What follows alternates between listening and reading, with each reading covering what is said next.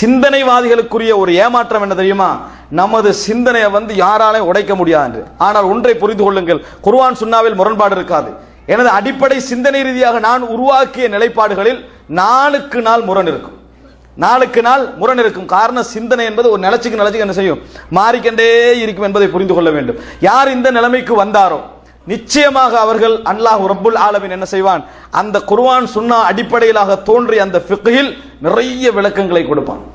அன்புள்ள சகோதரர்களே, இமாம் இப்னு தைமியா ரஹிமஹுல்லாஹ், ஒரு சின்ன ஒரு விஷயத்தை நான் சொல்லுகிறேன். இமாம் இப்னு தைமியா ரஹிமஹுல்லாஹ் அவர்கள் அகீதத்துல் வாசித்தியா எழுதிய பின்னர் பெரிய ஃபித்னா என்ன செய்கிற ஏற்படுகிறது, கொள்கையில் அவர் இப்படி செஞ்சிட்டார் அப்படி செஞ்சிட்டார் என்று ஏற்படுகிறது. தஷ்பீஹ் என்ற சொல்ல அவர் என்ன செய்யல, யூஸ் பண்ணல. பிலா தஷ்பீஹின், ஒப்பு இல்லாமல் இறைவனுடைய சிபத்துக்களை என்ன செய்ய வேண்டும், நாம் சொல்ல வேண்டும் என்ற பிலா தஷ்பீஹின் என்ற வார்த்தையை அவர் யூஸ் பண்ணல. பிலா தம்சீலின், உதாரணம் இல்லாமல் என்றதை என்ன செஞ்சாரு, யூஸ் பண்ணினார். இதை அவ்வளவு பெரிய அறிஞர்களுக்கு கூடிய ஒரு சபை விவாதம் அவருக்கு நடைபெறுகிறது. கேட்கிறாங்க, நீங்க அல்லாஹ் படைப்புகளோட ஒப்பிடுறீங்க, அதனாலதான் பிலா தஷ்பீஹின், ஒப்பு இல்லாமல் என்ற வார்த்தை என்ன செய்யல, அல்லாஹ்வுடைய சிபத்து விஷயத்தில் நீங்கள் சொல்லவில்லை என்று கேட்ட நேரத்தில், அதாவது குர்ஆன் சுன்னா ரீதியாக ஒருத்தனுக்கு எப்படி ஃபிக்ஹ் இருக்கும் என்று பாருங்க. அவர் என்ன சொல்றாருன்னா, பிலா தஷ்பீஹ் என்று நான் சொல்லாததற்கு காரணம், ஒப்பு இல்லாமல் என்று சொல்லாததற்கு காரணம், குர்ஆனிலோ சுன்னாவிலோ இது யூஸ் பண்ணப்படவில்லை. பிலா தம்சீல் என்று நான் சொன்னதற்கான காரணம், லைஸ கமித்லிஹி ஷைஉன் வ ஹுவஸ் ஸமீஉல் பஸீர்.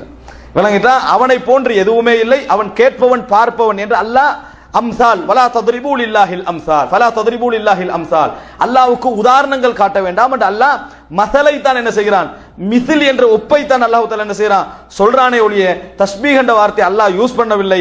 அதனால இந்த தஸ்பீஹ் என்ற வார்த்தை மூலம் நல்லதும் நாடப்படுகிறது, கெட்டதும் நாடப்படுகிறது. தஸ்பீஹ் என்ற வார்த்தை, ஒப்பு என்ற வார்த்தை மூலம் உதாரணம் காட்டுதல் என்பது மட்டும் நாடப்படுமாக இருந்தா ஓகே.